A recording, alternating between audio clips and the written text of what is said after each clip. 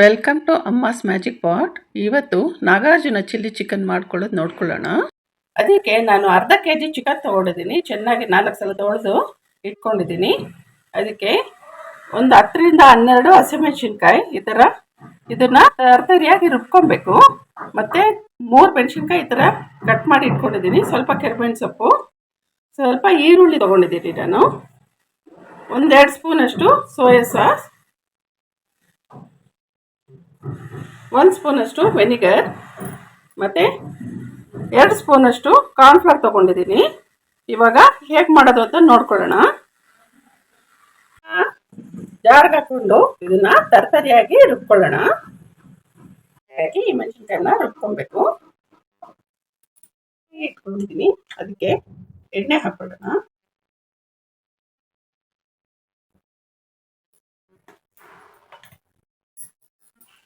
ನಾವೇನು ರುಬ್ಕೊಂಡಿದ್ದು ಆ ಮಿಶ್ರಣ ಹಾಕ್ಕೊಳ್ಳೋಣ. ಮೆಣಸಿನ್ಕಾಯಿ ಎಲ್ಲನೂ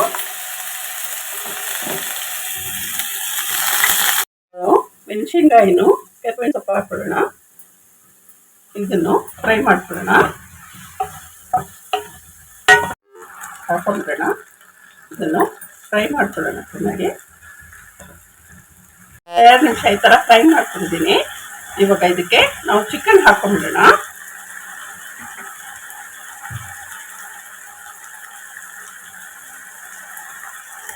ಈ ಚಿಕನ್ನು ಚಪಾತಿ ಜೊತೆಗೆ, ರೊಟ್ಟಿ ಜೊತೆಗೆ ಎಲ್ಲ ಚೆನ್ನಾಗಿರುತ್ತೆ. ಚಿಲ್ಲಿ ಚಿಕನ್ನು ಅನ್ನದ ಜೊತೆ ಕೂಡ ಸೈಡ್ ಡಿಶ್ ಆಗಿ ತಿನ್ಬೋದು.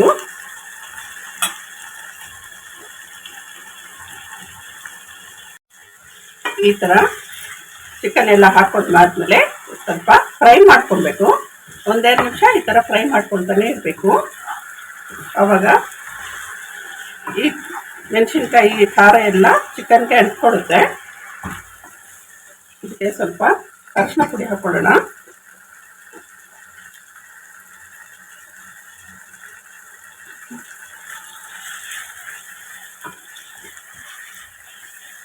ಇದನ್ನ ಲಿಡ್ ಮುಚ್ಚಿಬಿಟ್ಟು 5 ನಿಮಿಷ ಬೇಯಿಸ್ಕೊಳ್ಳೋಣ.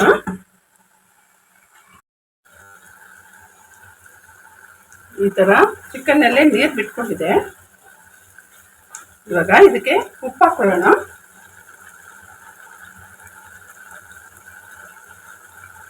ರುಚಿಗೆ ತಕ್ಕಷ್ಟು ಉಪ್ಪು ಹಾಕ್ಕೊಳ್ತಾ ಇದ್ದೀನಿ.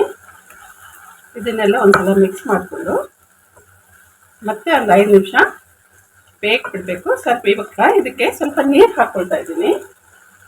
ಒಂದು ಅರ್ಧ ಲೋಟ ಅಷ್ಟು ನೀರು ಹಾಕ್ಕೊಂಡ್ರೆ ಚಿಕನ್ ಎಲ್ಲ ಚೆನ್ನಾಗಿ ಬೇಯ್ತದೆ.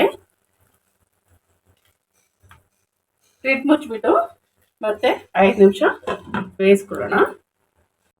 ಈಗ ಇದಕ್ಕೆ ಸೋಯಾ ಸಾಸ್ ಹಾಕ್ಕೊಳ್ಳೋಣ.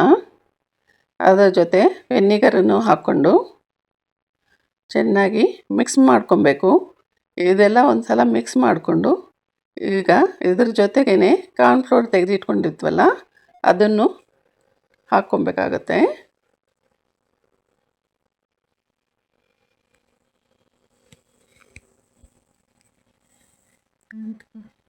ನಾನು 2 ಸ್ಪೂನಷ್ಟು ಕಾರ್ನ್ಫ್ಲೋರ್ ತೊಗೊಂಡಿದ್ನಲ್ಲ ಅದಕ್ಕೆ ಸ್ವಲ್ಪ ನೀರು ಹಾಕ್ಕೊಂಡು ಇದು ಗಂಟಿಲ್ದಿರ ಚೆನ್ನಾಗಿ ಮಿಕ್ಸ್ ಮಾಡಿಕೊಂಡು ಇದನ್ನು ಇದಕ್ಕೆ ಹಾಕ್ಕೊಂಡ್ಬಿಡೋಣ. ಇದು ಥಿಕ್ನೆಸ್ ಬರುತ್ತೆ.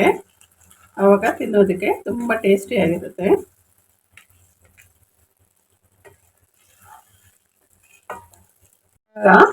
ಗ್ರೇವಿ ಈ ಥರ ಬಂದರೆ ಚಪಾತಿ ಜೊತೆ ತಿನ್ನೋದಕ್ಕೆ ತುಂಬ ಚೆನ್ನಾಗಿರುತ್ತೆ. ನಿಮಗೆ ಯಾವ ಥರ ಇನ್ನೂ ಥಿಕ್ನೆಸ್ ಬೇಕು ಅಂದರೆ ಇನ್ನೂ ಸ್ವಲ್ಪ ಗಟ್ಟಿ ಮಾಡ್ಕೊಳ್ಳಿ. ನನಗೆ ಈ ಥರ ಇರಬೇಕು ಚಪಾತಿ ತಿನ್ನೋದಕ್ಕೆ, ಅದಕ್ಕೋಸ್ಕರ ನಾನು ಇಷ್ಟು ಇದರಾಗಿ ಇದು ಮಾಡ್ಕೊಂಡಿದ್ದೀನಿ. ಇವಾಗ ರೆಡಿಯಾಗಿದೆ. ಪ್ಲೇಟ್ಗೆ ಸರ್ವ್ ಮಾಡ್ಕೊಳ್ಳೋಣ. ಮನೇಲಿ ಮಾಡಿ ಕಮೆಂಟ್ನಲ್ಲಿ ತಿಳಿಸಿ. ಇದು ಚಪಾತಿಗೆ, ಅನ್ನದ ಜೊತೆಗೆ, ರೋಟಿಗೆ, ನಾನ್ಗೆ ಎಲ್ಲದಕ್ಕೂ ಚೆನ್ನಾಗಿರುತ್ತೆ. ನನ್ನ ಚಾನೆಲ್ನ ಸಬ್ಸ್ಕ್ರೈಬ್ ಮಾಡಿ, ಲೈಕ್ ಮಾಡಿ. Thank you.